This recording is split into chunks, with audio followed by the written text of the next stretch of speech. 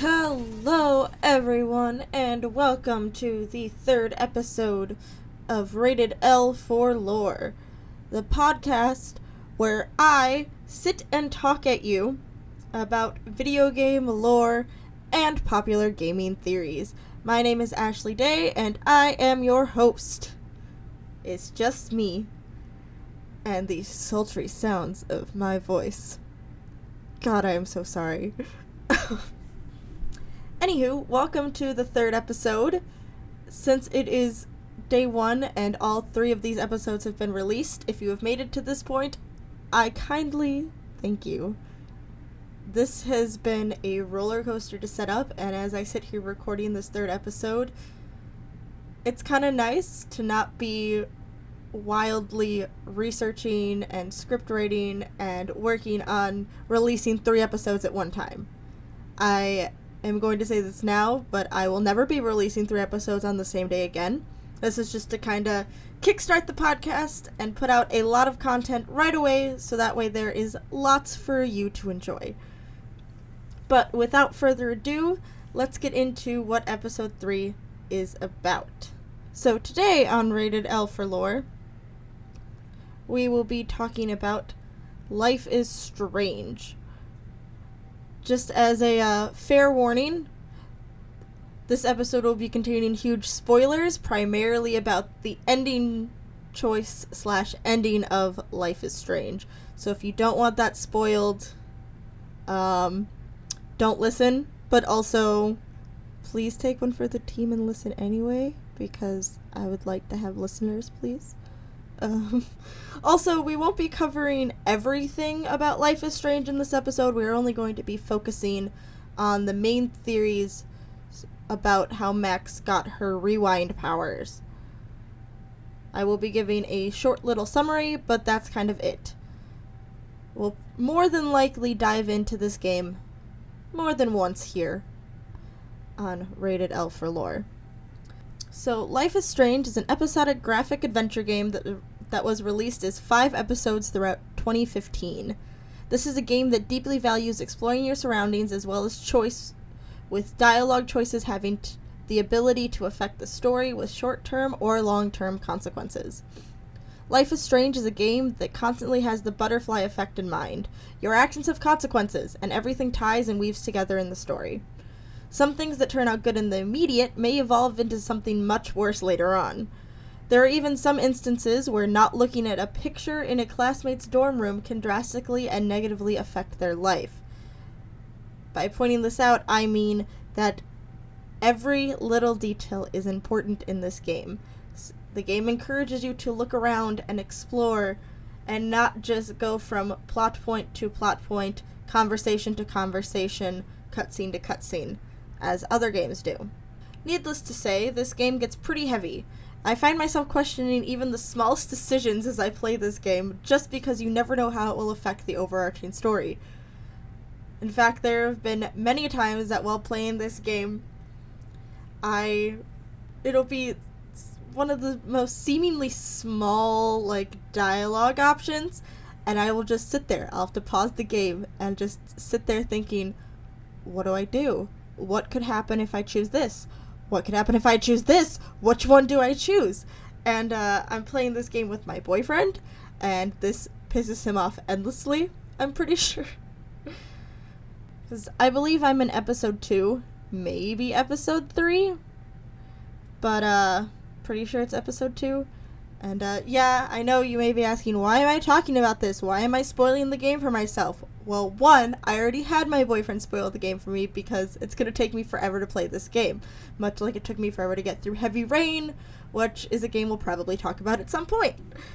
But also, if I'm going to be doing this podcast, there really is no such thing as spoiling a game for me, because I'm spoiling them all for myself willingly. Because also, just a fun fact, and this might be infuriating to some people, but, whatever, it's fine. Most of the games that I'm going to be talking about through this podcasting adventure with you guys, I have never played. Some of them I probably will never play. Some of them I might play someday, but I don't know. Most of that is because I either don't have the means, like the system or the money to buy the games, or I just have no skills, so beating video games is kind of difficult for me. But also, with a lot of these games, I have watched a lot of gameplay, and that's how I know the storyline and how the game mechanics work. That and Wikipedia exists. So, I got a lot of things on my side. But anyway, now that this tangent is over, let's actually get into the basic plot of Life is Strange. So, in Life is Strange, you play as Max Caulfield, a senior at Blackwell Academy with a love of photography. Actually, how she got into Blackwell Academy is because of her photography skills. So, the game starts with Max dozing off in her photography class, having a nightmare/vision of Arcadia Bay, the town she lives in, being destroyed by a tornado. To collect herself, Max goes to the bathroom where she sees fellow student Nathan Prescott shoot a girl in cold blood. In a sudden effort to save the girl Nathan has just murdered, Max discovers that she has the power to rewind time. She also learns that the girl she just saved is none other than Chloe Price, Max's childhood best friend. The two reunite and begin spending time together, both rekindling their former friendship and investigating the mysterious disappearance of Rachel Amber, another one of Max's classmates and a close friend of Chloe's. Together, they discover the darker side of Arcadia Bay, all the while Max begins using her powers to help other students at Blackwell Academy and often finds herself saving Chloe's life multiple times. All of this is leading up to the tornado from Max's vision.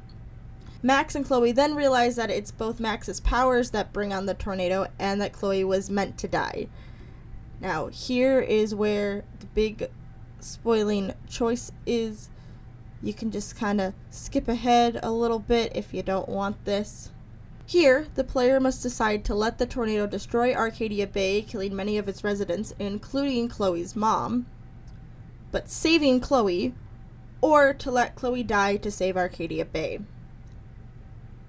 Alright, you can listen now. We've established the basic storyline of Life is Strange. So, on to what this episode is really all about.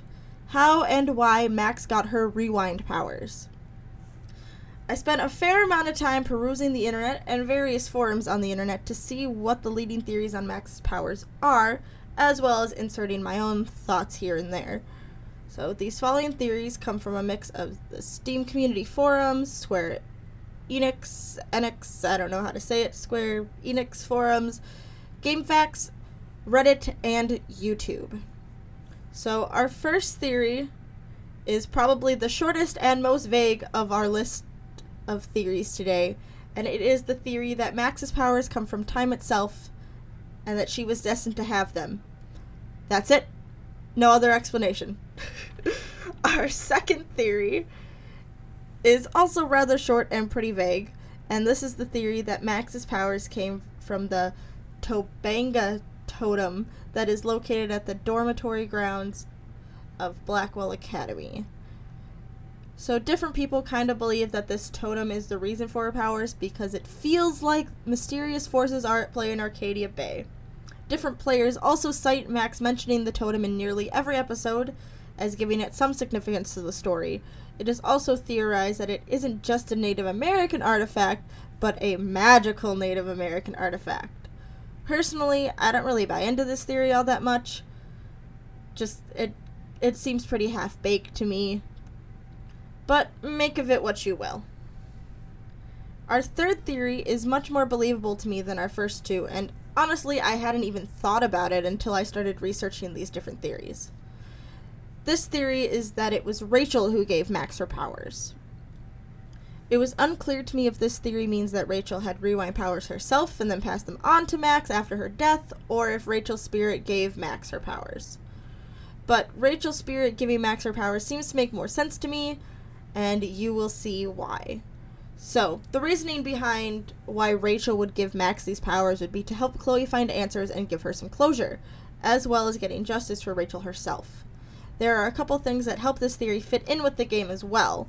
Throughout the 5 episodes, both Max and Chloe mention how they feel Rachel guiding them. There's even a ghost deer that literally does guide them. And in episode 4, after the two girls find Rachel's body, the ghost deer bows its head and disappears. to me, this would mean that Rachel's spirit was that ghost deer. And no matter which way you look at it, no matter which ending you choose, Rachel gets justice, which to me makes it appear that she comes out on top more so than either Max or Chloe. Although she did die, so like, how great of an ending is that really for her? But, whatever. But while this is a much more convincing theory than our other two, and while it does have its merits, I believe our next theory is the most convincing. So our final theory is a much more popular one as well, likely due to it being both the most obvious theory and the one that feels the most correct. This is what I'm calling the blue butterfly theory, or the theory that Chloe is the reason for Max getting her rewind powers. So, in the bathroom before Nathan murders Chloe, Max sees a blue butterfly. She even describes it as feeling almost like a spirit. We could speculate that this is Rachel's spirit guiding Max to save Chloe, thus giving her powers, but I believe there's some symbolism that ties the blue butterfly more to Chloe's spirit than to Rachel's. So, butterflies are often associated with souls, resurrection, transformation, and time, while the color blue is associated with trust, loyalty, understanding, and healing. So, I believe that this moment in the bathroom, this blue butterfly, and Chloe are what activate these powers for Max. It is thought throughout the community and even said in the game that Chloe is fated to die. This is what brings on the tornado. Chloe still being alive past her time, and not really just Max using her powers. So why would Chloe's sudden death and her spirit give Max rewind powers? Well, the answer is pretty simple. To give Max and Chloe more time together, to help Chloe heal and be happy before her death, for both of them to experience love, and to give Max proper time to say goodbye to her childhood best friend. The blue butterfly represents them reuniting as best friends, and the tornado represents the inevitable reality of Chloe's death. See, if you choose to let Chloe die and to save Arcadia Bay, Max is brought back to that scene in the bathroom by her photo of the butterfly, and at Chloe's funeral, a blue butterfly lands on her casket. This could be representative of Chloe's soul saying goodbye to Max, and showing that the timeline is beginning to heal. So we may never know exactly where Max's rewind powers come from, if they truly come from Chloe, or from somewhere else, or even if Chloe truly was fated to die. But maybe knowing where they come from isn't the point, and maybe we aren't supposed to know. Maybe that's just the beauty of Life is Strange, and how it gets us to really think about things from different perspectives. Either way, Life is Strange is a very heavy and deep game that has forced me to ponder some serious life questions. There is no doubt in my mind that this won't be my only episode on Life is Strange, so feel free to send me some of your favorite moments from the game or theories about the game to ratedlforlore@gmail.com. You can also send in any suggestions for other games to cover or your own personal theories about any game to ratedlforlore@gmail.com. Again, my email is ratedlforlore@gmail.com. Feel free to send me whatever. Well, maybe not whatever. I don't really want to open myself up to that. But anything video game related, anything that I could use on the podcast. Like, I've already started kind of bouncing around some ideas in my head about, like, some sort of listener episode. So if you got any ideas for that, feel free to send those in. Like, I'm game. Like, basically whatever, as long as it's appropriate. You can also connect with me outside of the podcast on Facebook and Instagram at ratedlforlore, and on Twitter at @4_lore. I will admit I'm most active on Instagram right now, but I have a feeling that might change. I'm not entirely sure. I'm hoping to really get active into Twitter once this podcast really starts, like, becoming a weekly thing, but we'll see. Feel free to send in suggestions or whatever there. You can just talk with me as a normal person too. We can talk about things that aren't video game related there. That's fine. I don't know. We'll just kind of venture out into this together. You can listen to new episodes of Rated L for Lore every Monday on Stitcher, Spotify, and Apple Podcasts. As I said at the beginning of this episode, releasing 3 episodes in one day was a one-time thing that I will never be doing again.